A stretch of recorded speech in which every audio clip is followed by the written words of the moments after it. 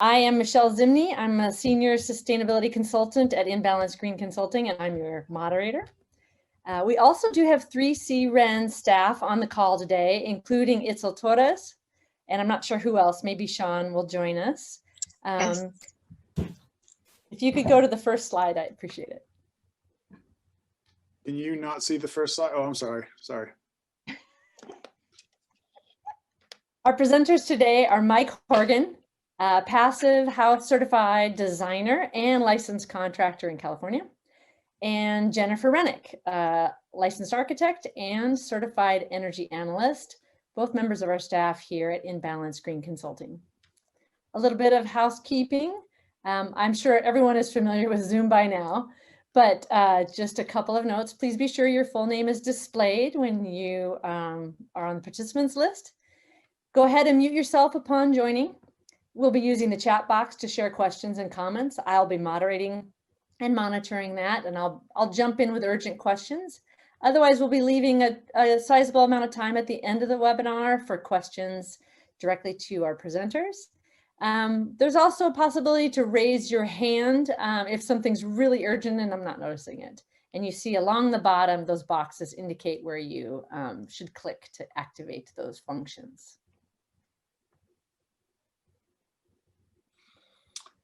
And with that, I'll hand it over to our presenters, Mike and Jen. Yeah, let's get into it. So we're on a very strict time frame today, and Jennifer and I love to talk about this stuff, and we often run long.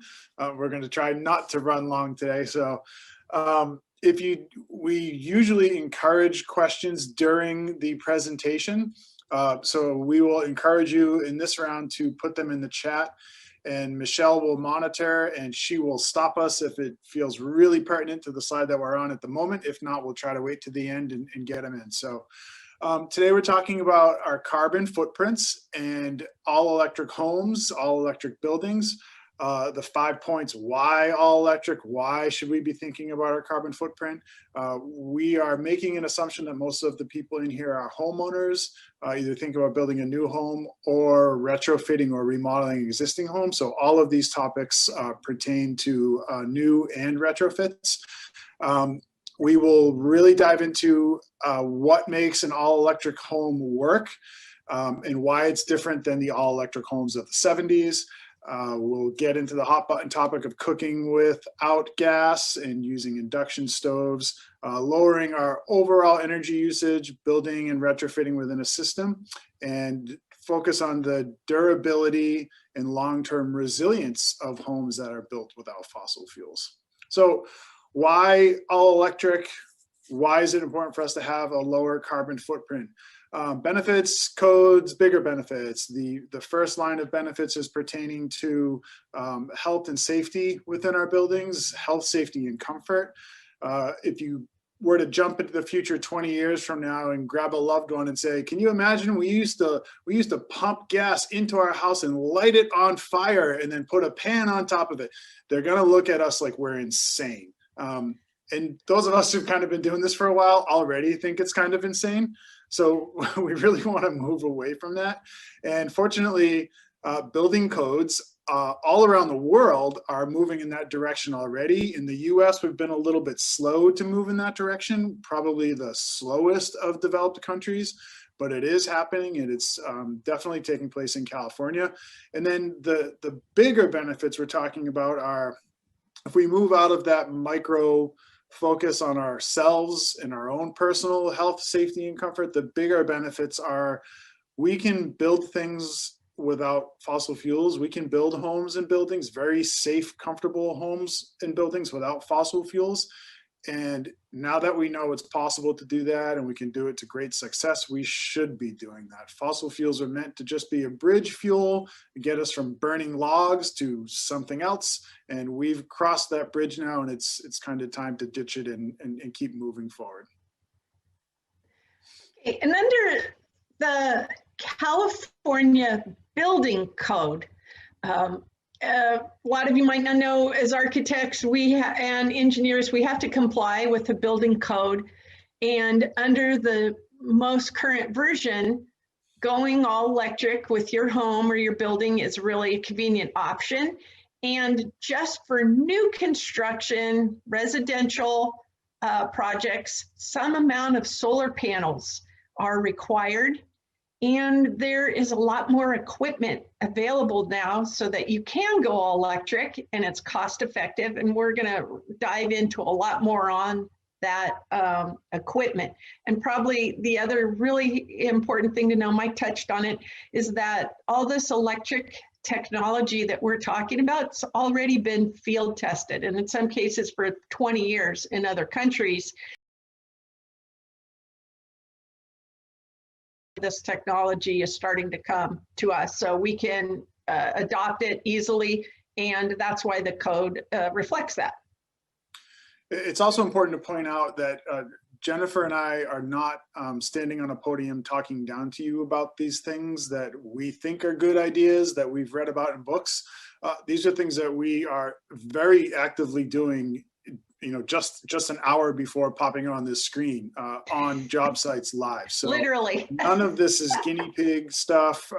I've been building like this for, well, over a decade now, largely focused on just building this way. And Jennifer's been doing it for longer than I have. So we are not kind of preaching a great idea. These are things that we've done ourselves and been very successful with minimal issues doing it. And now we're trying to get it to go to a larger scale. So 5 main concerns we've identified when talking about fossil fuel free homes. Power going out. Well, most modern gas appliances, almost all of them, even though they're gas, they still need electricity to operate. So the idea that, well, I'll just keep using gas appliances, and then if we lose power for a week, we'll be fine. Well, that's not true. You still need electricity to turn on modern gas appliances. Cost is always a concern. You know, 5 years ago, the cost was higher. 10 years ago, it was really kind of new territory. Those have all shifted now, and the appliances and equipment that we need to build fossil fuel free homes have come down substantially, on par with other appliances that are used for gas. And you are also talking about, if you're building new, not trenching and running gas lines. So you're saving tens of thousands of dollars on a project just on that step alone. Cost to operate, we're not talking about electric resistance like our old stoves with our red coils that were really high energy usage. We're talking about induction technology and heat pumps. So even though they're electric, it's a new type of electric. Well, new to us here in California on this program. It's not new to most of us in the country and around the world. We in California import 84% of our gas that we use to run our buildings, and most of that is methane, and methane has a very high leakage rate, and the leakage rate for the methane that's imported into California, I believe, is above 3%, which is basically equivalent to using coal to operate our houses. So there's a big kind of cloud above the idea of cooking without gas. We've really been programmed to think, largely through advertising and marketing, that flames and fire create heat, and that tells us that we're having fun in our kitchen and we're doing something good. We tip our saute pan, light the oil on fire, and whoo, bunch of smoke, bunch of heat. You're not actually cooking anything if you're doing that. You're kind of putting on a circus show. So we'll show you why induction cooking is actually much more efficient and much faster. So the first key to all electric is heat pumps. Technology that's been around forever, had some real growing pains 10 years ago. We would install heat pumps in houses that only ran on 1 speed. It was very fast. The whole concept was a great idea and a really poor execution.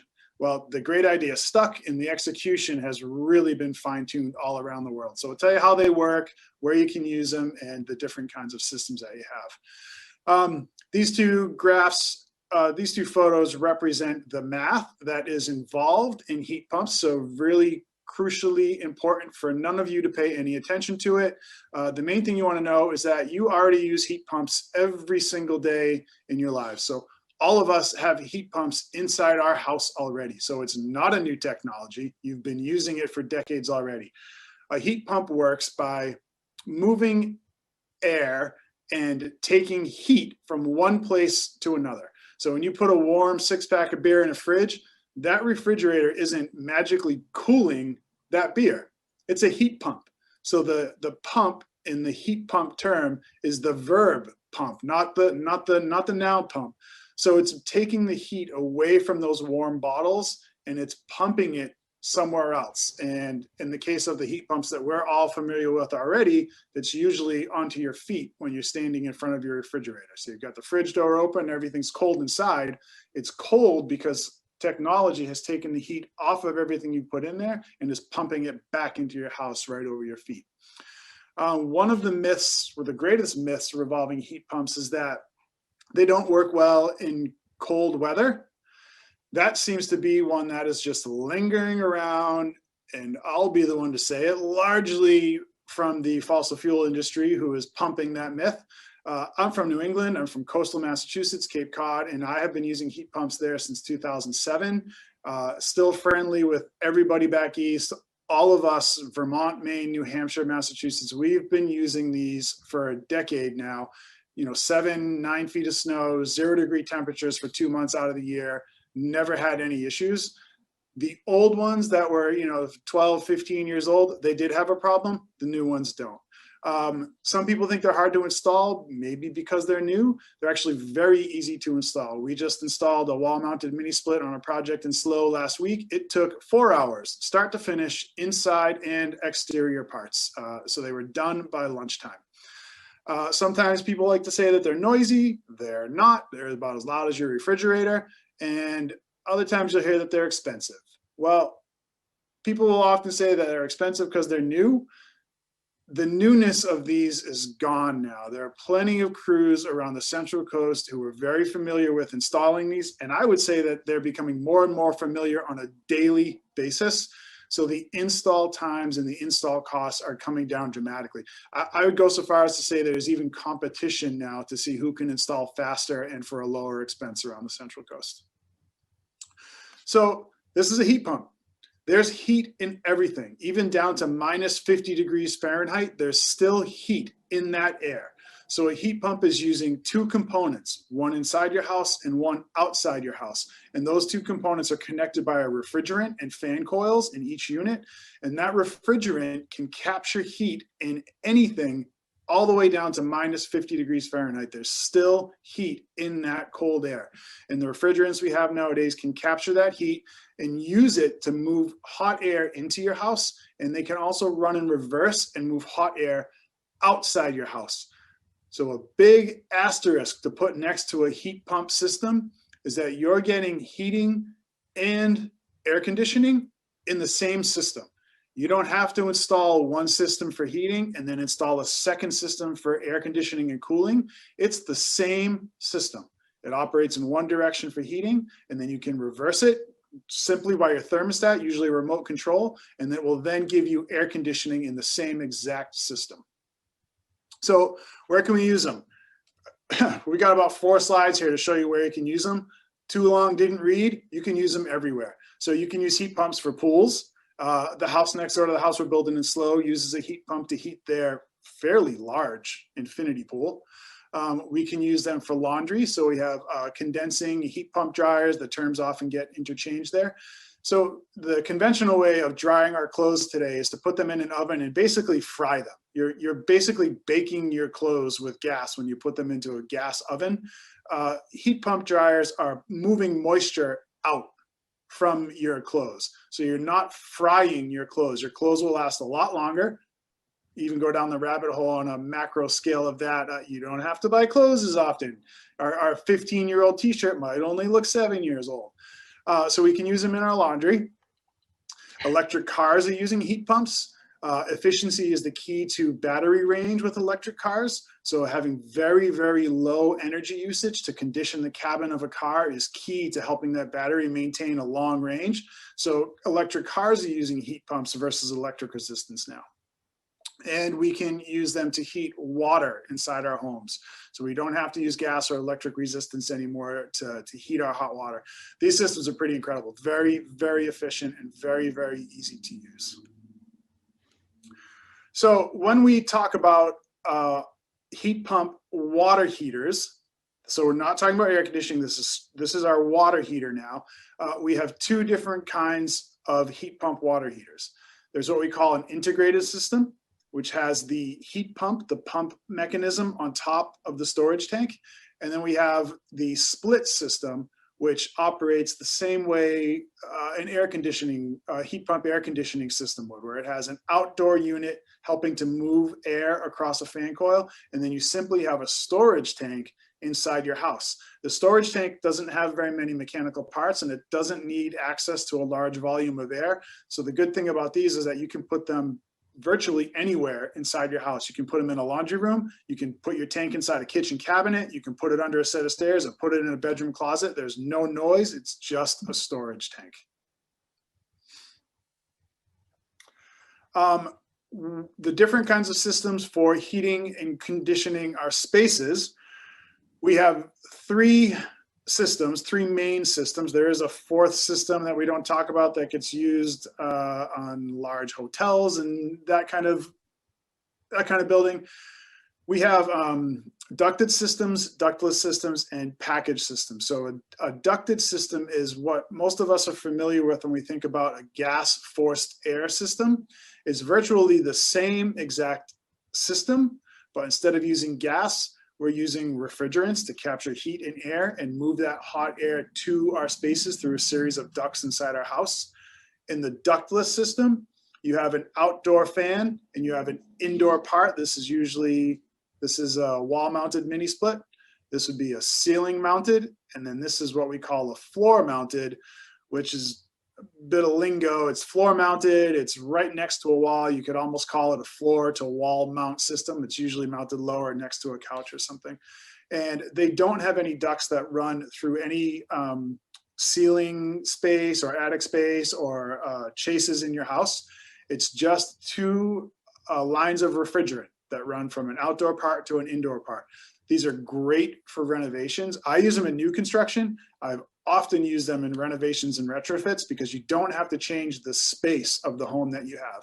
And then there's a package system, which we've probably all seen in hotels, usually below the window in a hotel, that heating and air conditioning into one small room. You don't see them too much in residential projects though. How a ducted heat pump air conditioning and heating system works. You have the same unit, very similar to your gas forced air system. The only difference is that it's not gas. It's still a central air handler, and it still runs through your home in a series of ducts, just like we're all familiar with, well, mostly familiar with today when you talk about a gas system. So in this particular system, you do need to have access to space to run fairly large ducts throughout your building. So whether that's by softening down ceilings, allowing for that space in attics, or creating chases that run from basements or mechanical rooms to a second story or a third story, the big obstacle is that you need to think about the space you're going to need for ducts to move that air. It's a forced air system, but you're using heat pumps versus gas. There's a second system that's kind of ducted, ductless. There are a few different terms used to describe this. It's essentially a ductless system. So you have a condenser outside and a secondary smaller unit, often inside an attic. So that's the ductless part of the system. Where it turns into what we call a ducted system is that off of the interior system, you then have short runs of ducting to go to particular rooms. So you'll hear this called a concealed duct. You'll also hear it called a ducted ductless system. The main components would be ductless with just refrigerant lines running. And then you have short runs of I don't know, we've put them in with runs of, I don't know, 15, 20 feet, Jennifer, from the interior to separate rooms to get the air conditioning and the heating into those rooms. Yes, that's correct. And we'll put like a traditional system, we'll put a return maybe in the hallway and take that duct and split it in between two bedrooms. And we can keep that really, really compact. Nice and clean. yeah, that helps on saving energy and space. And labor install time as well. So the option that I like the best is this option here. I prefer this system largely because of cost. If I'm trying to build a really efficient home and I'm also being cost efficient, I will generally go with a straight ductless system. And there are a couple different interior units that work with these. So again, all of these systems have two parts, an outdoor fan and an interior part. So this bottom picture here is a home I built, I think in 2012, I'm pretty sure.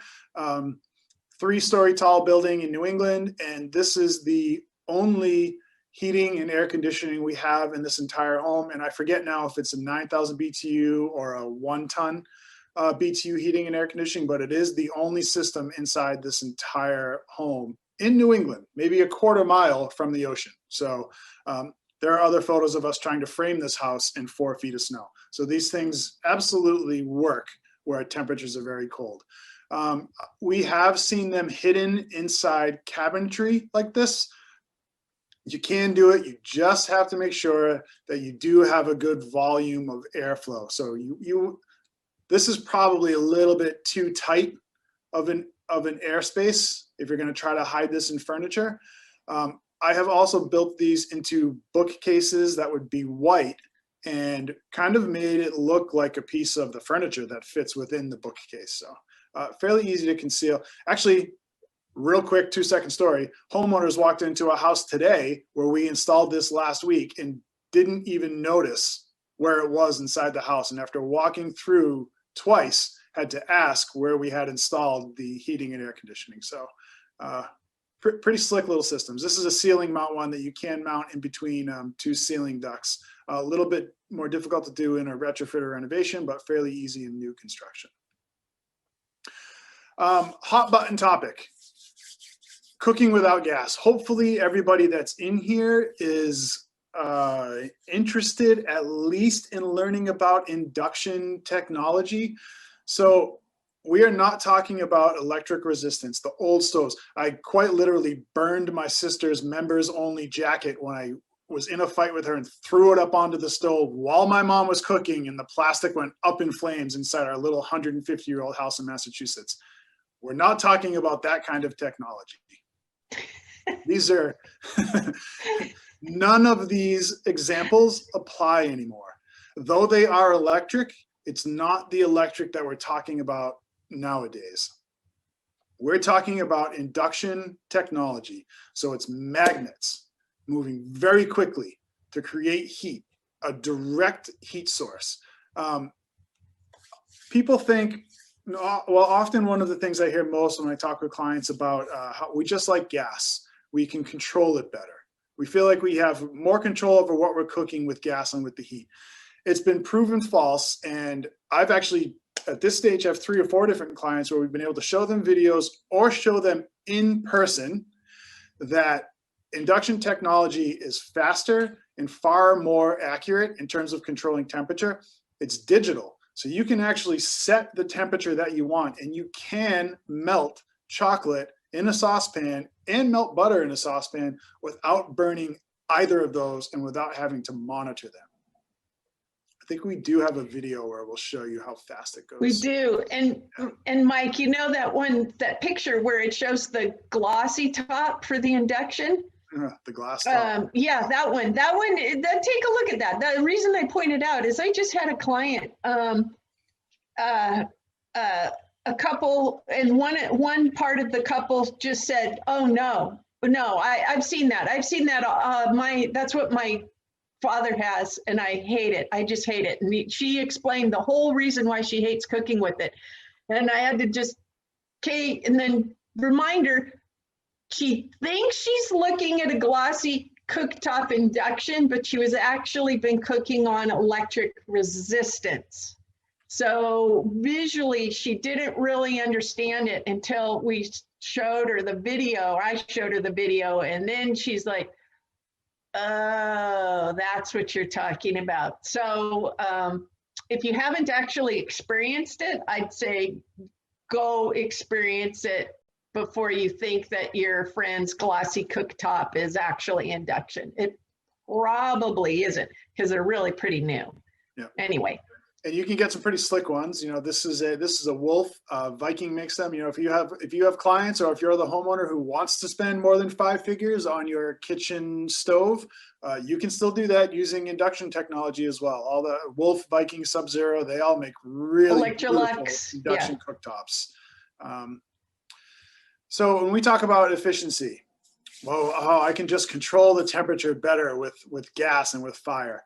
Well, these are just thermal images of all 3 systems that we're familiar with the most and where that heat is going. So you can see with the coil, most of the heat is staying around the coil and not going to the food source.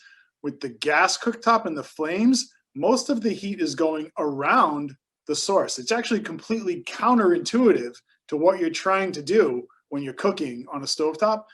And then finally with the induction, you can see 84% of the source is going to its destination. So you're losing a very, very small amount of heat. You can put your hand on an induction cooktop and you won't burn your hand. You can put your clothes on an induction cooktop that's been on for 2 hours and your clothes will not burn. It only goes to the source that you're trying, to the destination that you're trying to get it to. Real quick, just to kind of prove a point, give us a minute here and watch this.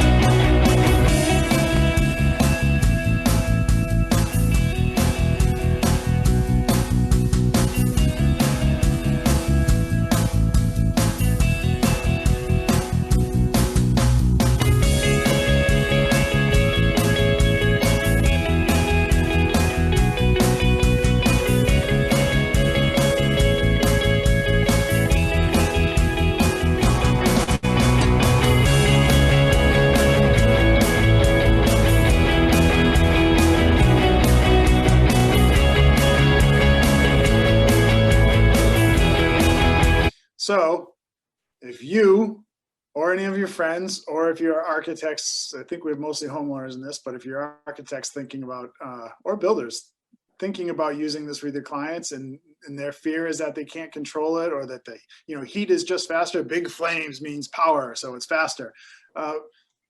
Shoot them over to YouTube and you can dispel that myth pretty quickly.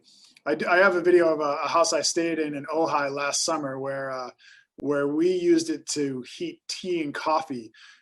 Unfortunately, the language in the house can't be put in a video, but we were able to heat 2 quarts of water in the morning to make coffee and tea in about 30 seconds. So really, really fast, really cool. All right, Jennifer, take it away. Muted. Thank you. And yes, I do have children in the background. I'm sorry. Okay, so in order to make the whole package for an all-electric home work well together, we do want to have a better building. And it does correspond with our building codes. That means better windows, better insulation, and a better way to ventilate. So as far as California goes and our building codes, not many folks, unless you're an architect or kind of in the trades, you might not realize that California is on a path to get us to a carbon-free electric generation, and on a path to reducing our greenhouse gases in buildings, and to have a large portion of the electricity we use in our buildings be provided by local renewable energy, which means solar panels. And that started to take off in the 70s, and it's continuing, and the goals are far reaching to take us into the future. One of the ways homeowner you can start to work on this now is if you're going to replace your windows, you're going to have the option of going with a triple paned window or even a dual paned window that is much better than what might be existing in your house right now. They come in a lot of different options with thermally broken ones. They're often much, much quieter than your typical windows. And something you might see around, and if we have any architects on the call, but when it comes to high-rise buildings or even commercial projects, they're now making windows and window wall systems made with specialized fiberglass clips and fiberglass frames to stop the thermal transmission and to improve the energy efficiency on windows. Jennifer, I'm going to pop in before we go to the next slide on this, because I think if there are homeowners here and you're hoping to get this kind of product and you're going to talk to a builder and ask them to look into this for, say, a retrofit or a remodel that you're thinking about doing, the builder will more than likely tell you, oh, they're going to be so expensive. No way. We're not even going to look at those. I can almost guarantee you that's because the builder has not used them before and is just afraid of them, and he wants to use something that he's very familiar with and he can probably pick up at Home Depot. It takes maybe a couple phone calls more to get these windows. They are available with the same lead times as our standard normal windows with the trucks you see driving around all over California. They're much, much better, and the cost has come down significantly. So it's not much different than a good double pane piece of glass. If you're trying to build the cheapest, crappiest project that you can find cheaper products. If you're in this workshop, so hopefully you're thinking about going a little bit better than that. Push back on a builder if they say they can't do it, and maybe give them a hand exploring options because they are all readily available. Right, and Mike, show them the next slide where we've got, okay, so real quick, I'm going to address sun control. So if your existing house doesn't have overhangs and you still want to make sure you're not letting in too much heat inside the windows, there are a lot of options now for exterior shades. They're just so much better than they used to be. And Mike, click the next slide or click the next picture, because we're going to show you an example here of an existing window where we put a temperature reader on it. Outside temperature is nice. Inside temperature might be 72 degrees. Next picture.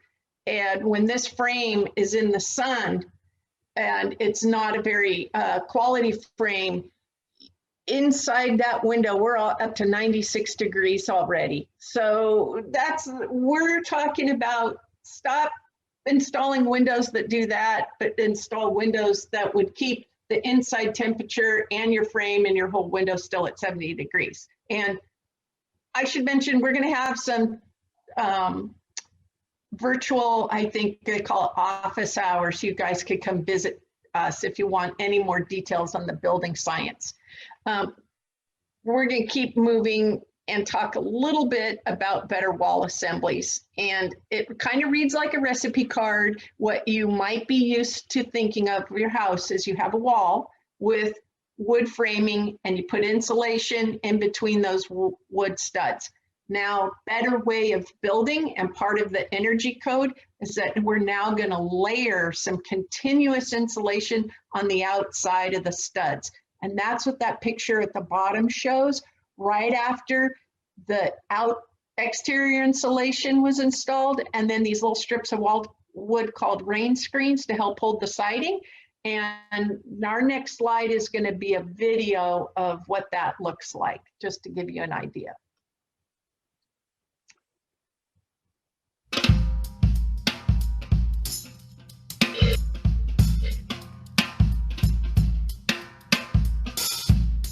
I've used a few different methods of exterior insulation. I've used foam. Back in the day, we would just use polyiso on our walls.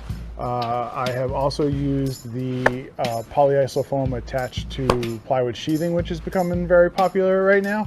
In this case, I prefer this wood fiber over all of those products for a multitude of reasons. The foam is really gross to work with. I fully feel there's going to be class action lawsuits in the future with guys in the field having health issues. This is just recycled wood, so as you know, we cut it with a razor knife and we cut it with a circular saw. It's tongue and groove, so all we did was we snapped one reference line around the entire building, and then it was really easy for the two of us to just kind of work our way up, and then we'd fill in around the edges of all our openings and cut out all our openings. So we tacked everything on first with 2.5-inch stainless steel staples. Cost us, I think it was $200 for a box of 10,000 staples. So pretty easy to put on. We just used some Metabo nailers. And then the real attachment comes when we put our furring strips on, and we use 4.5-inch screws to go through our furring strips and into our studs by about 1 3/8 inches. That'll lock all of this in place forever. So if you're building new, or if you're renovating, you're going to be taking your siding off. A real simple analogy for the use of an exterior insulation versus an interior is, if you're cold, you don't eat your jacket or your sweater. You put it on over your shoulders. We want to think about our homes and our buildings the same exact way.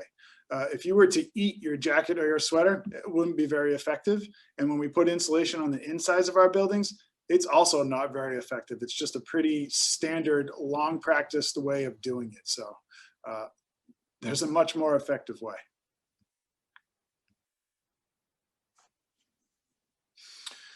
So one of the last components of, as Jennifer was talking about, building within a better system is now we want to bring in ventilation. So we already have ventilation requirements in our homes and buildings in California, but we want to bring in a balanced ventilation, and we want to incorporate heat recovery in these systems. And fortunately, the technology is there where most of our balanced ventilation systems that are available to homeowners incorporate heat recovery systems within those ventilation systems. So these are a few examples. This is a Zehnder system. That's the fan. So that's essentially the entire unit. And you have a series of small ducts that run through the house. If you have a small apartment, maybe an ADU, these are ductless HRV systems that bring fresh air in and exhaust stale air, also with heat recovery. This is a Renson system, which I'm not too familiar with. Jennifer is more familiar with these. This is a Panasonic balanced ventilation system with energy recovery. So it incorporates recovering heat from moisture. So if you're in a high humidity area, this might be a system you could use. And here's a little picture of the small little ductless systems. So the main point is that these systems are available. We can bring fresh air into our homes, and we can exhaust stale air from very specific places, and we can do that in a balanced manner. And most of these systems will not exhaust the heat that we're supplying into our house at the same time. They'll capture it and use the heat that they're capturing to heat up the colder air that's coming back inside the house at the same time. So don't be afraid to ask builders about using these systems either.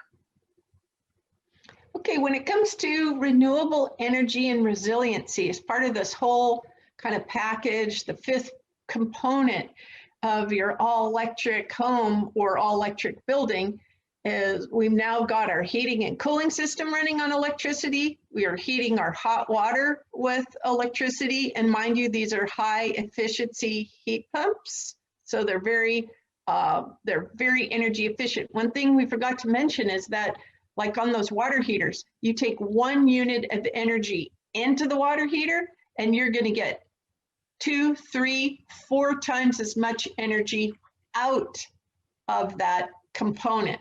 So they're 2 to 4 times more energy efficient than like a standard electric resistance way of heating.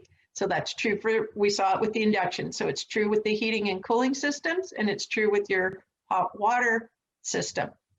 And we have very efficient specialized small fans on the balanced ventilation system. So we're almost there with 100% zero net energy and lower carbon house with the better envelope. So we add solar energy to provide electricity from the sun. And we can also include backup battery systems to take us through maybe power outages.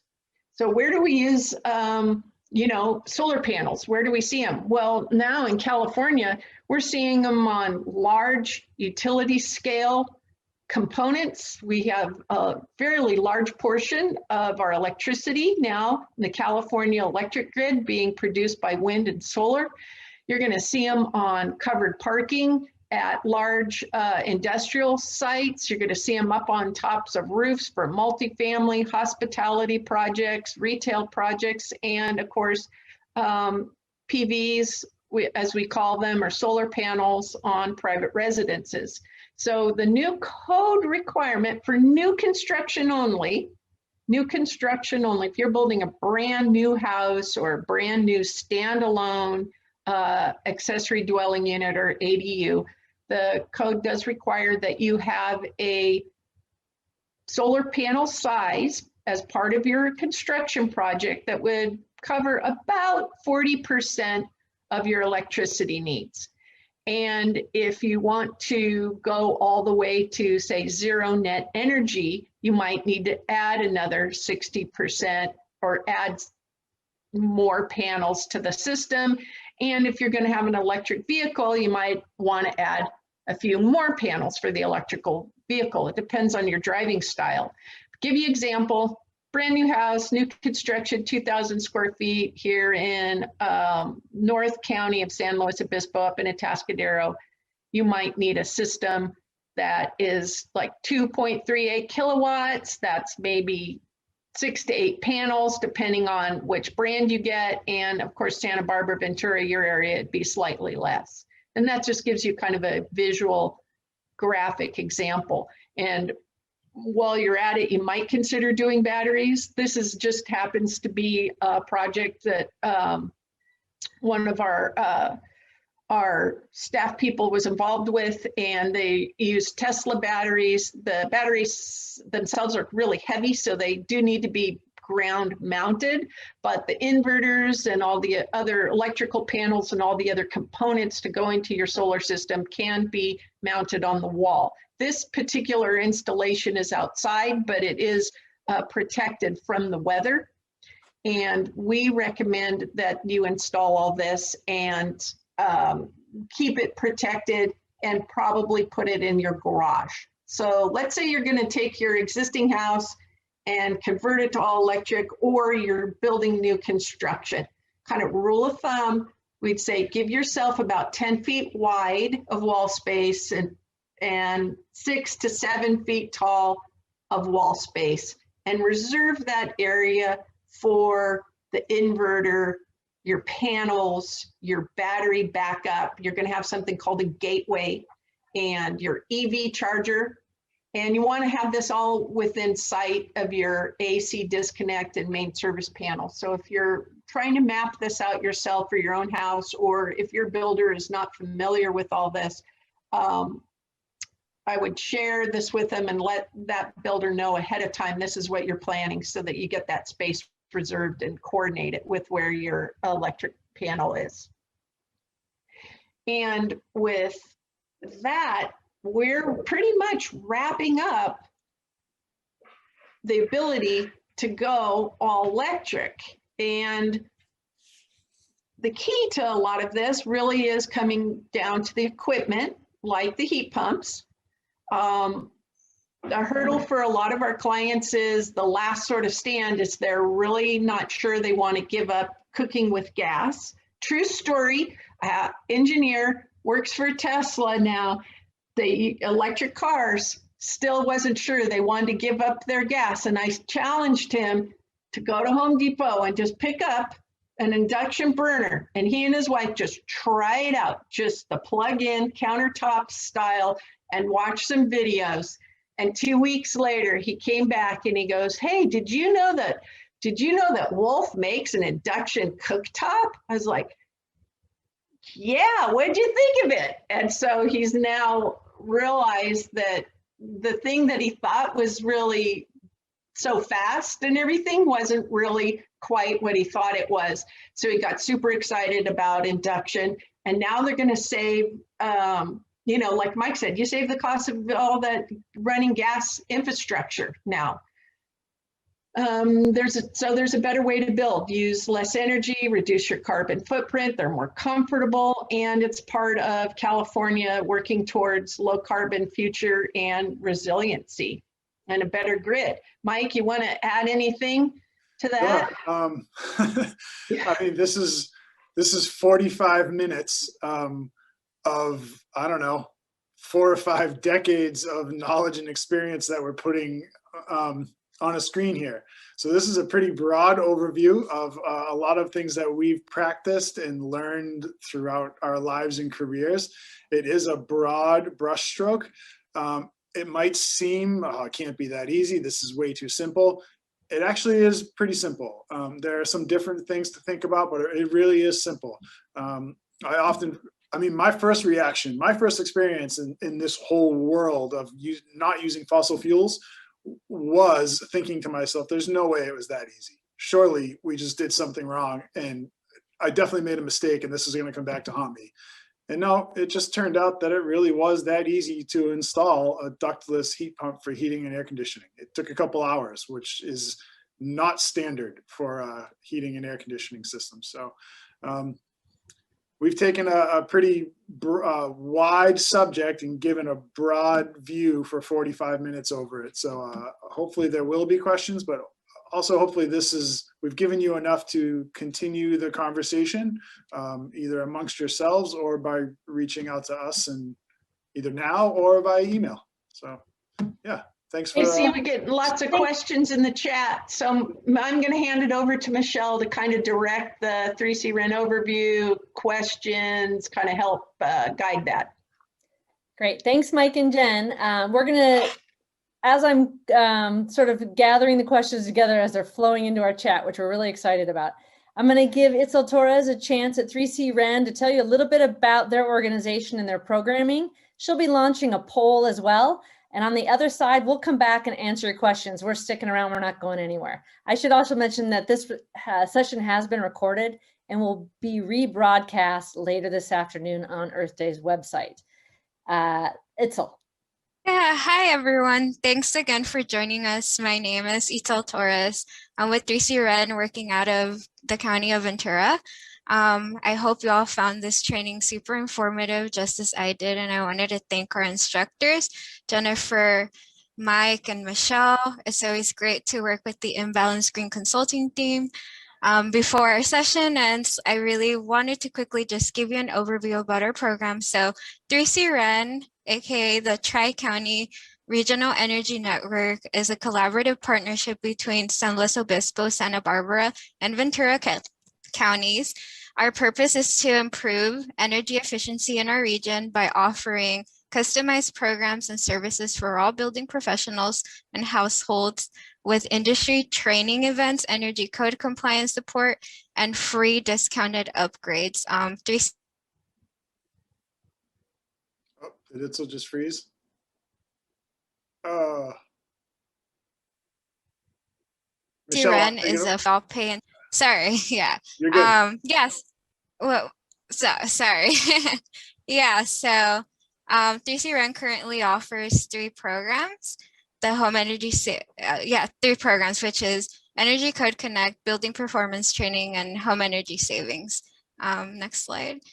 Energy Code Connect serves all building professionals, including the public and private sectors. It offers 3 distinct services: Energy Code, which is an over-the-phone, online, and over-the-counter and in-the-field service to help building professionals navigate the complex and ever-changing energy code, training, and regional forums. Next slide.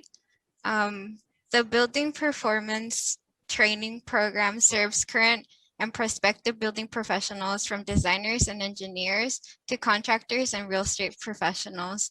BPT offers expert instruction covering technical skills and soft skills. The Home Energy Savings Program is currently paused. We paused all program activities during the COVID pandemic.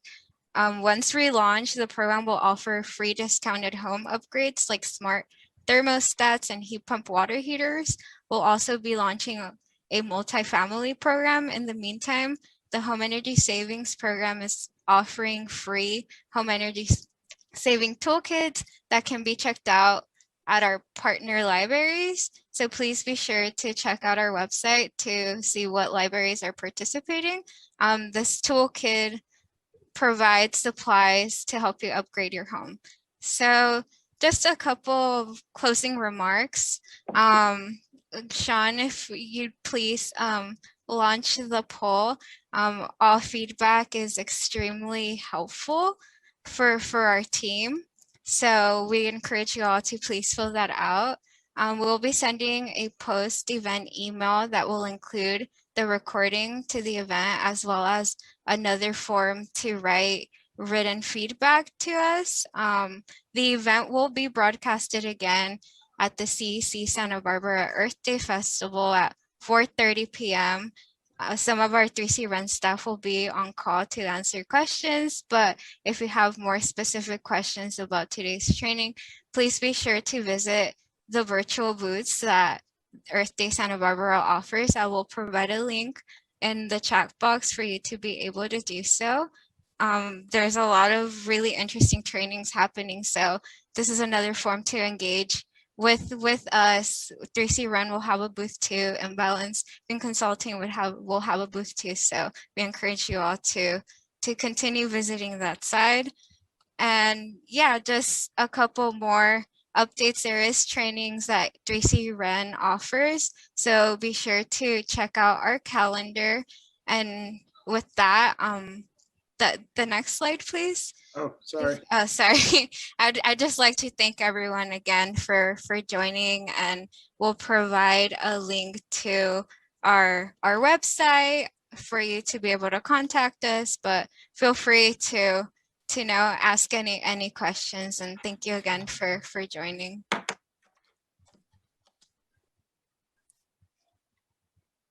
Oh, Michelle, I think you're on mute. I'm so sorry. How could it be?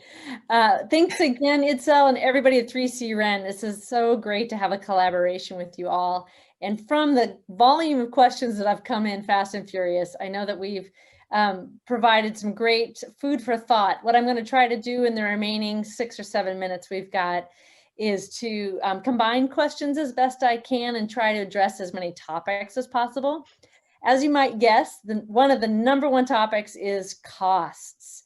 Mike and Jen, I'm combining a couple of questions here, and I hope you can hit on the topics sort of in order. Approximate costs for converting existing gas water heaters to heat pump, existing gas HVAC, forced air ducted, to heat pumps, and then costs of adding a battery backup. Where should we start? 1, 2, 3. You start, Mike, with the HVAC. Sure, I'll start. Well, one, there's 50-something people in this workshop. There's hundreds of thousands of homes on the Central Coast.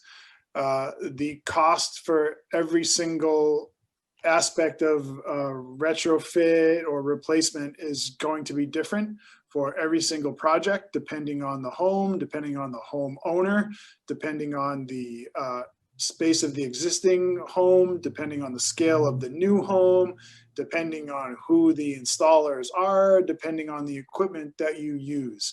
So I can give you some hard numbers from projects I have done, with the caveat that they will not be the same as your project.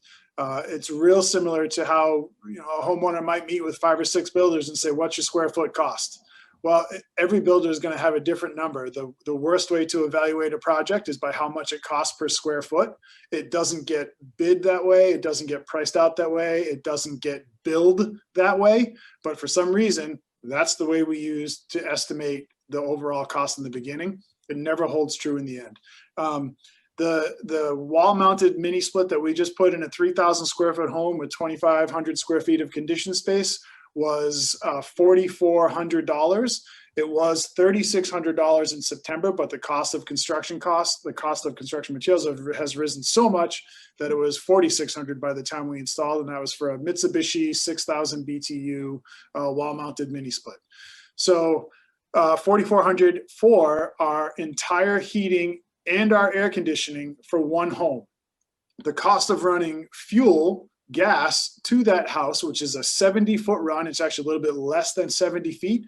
The main is already on our side of the street. All we had to do is run the trench and hook up the meter. That was $11,000. So we didn't run gas. We put a $4,400 heating and air conditioning system in our home, and our entire solar array for a 103% offset is $9,400. So the equipment to heat and air condition our home and run our home entirely on electricity at zero net energy is just slightly more than only the trench and the gas line from the sidewalk to the house. So that's one way of looking at it. Our heat pump hot water heater, we could have bought one that was $3,100. The clients decided to go with the one that was $3,800, and that's they kind of used the Bentley of heat pump hot water systems. But another good way of thinking about this is, well, if you're thinking about building new, what's the percentage of this cost in your total project?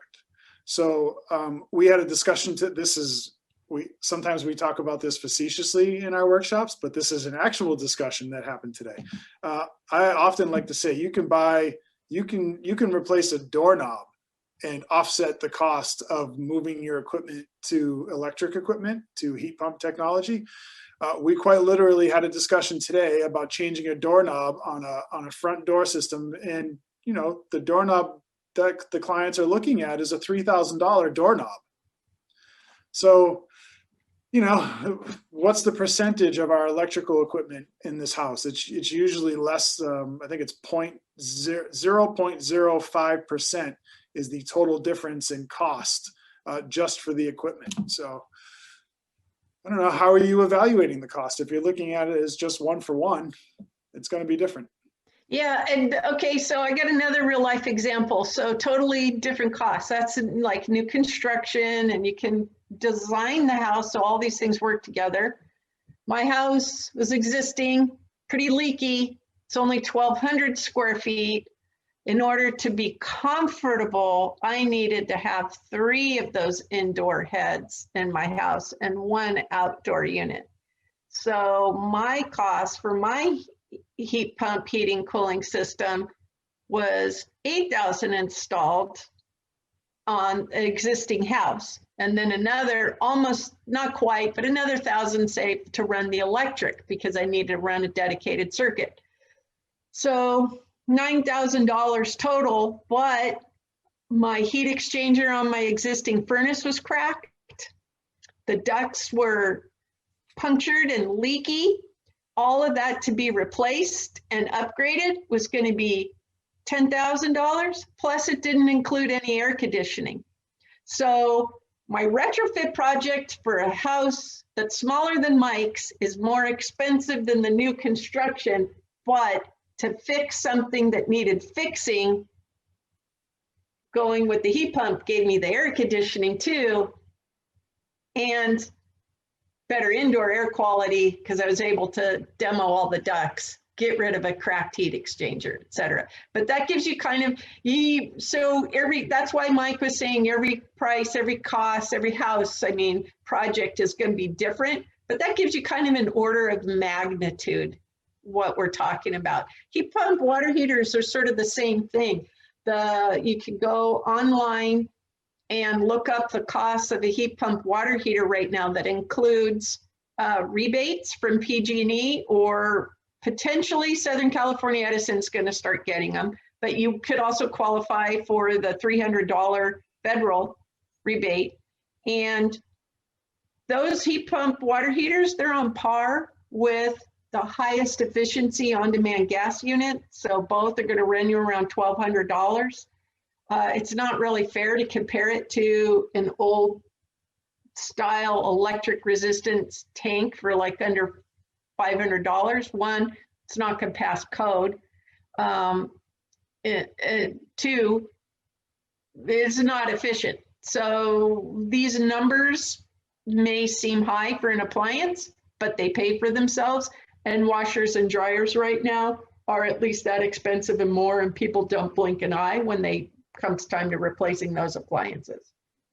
Thanks, Jen. I'm going to have to jump in here because we're at our hard stop at 2:30. Clearly, we love to talk about this. Questions. If Dang. folks want to contact us, I have put our emails in the chat. Basically, it's Michelle, Jennifer, or Mike at inbalancegreen.com. You can also contact 3cren.org. They know us. They've got their sort of list of specialists that they can refer you to. We hit a couple of great talking points from the question and the chat. Unfortunately, we've run out of time and we've got more questions to go. So we do want to ask people to contact us or visit us in our virtual booths during Earth Day. Take a quick look at the chat, write down those contact informations. And we thank you all for joining us. If you want to listen to or watch the replay of this program, it will be on SantaBarbaraEarthDay.org this afternoon. I believe Itzel said it's at 4:30. So take a look for that. Otherwise, we hope to see you later at the festival, and feel free to contact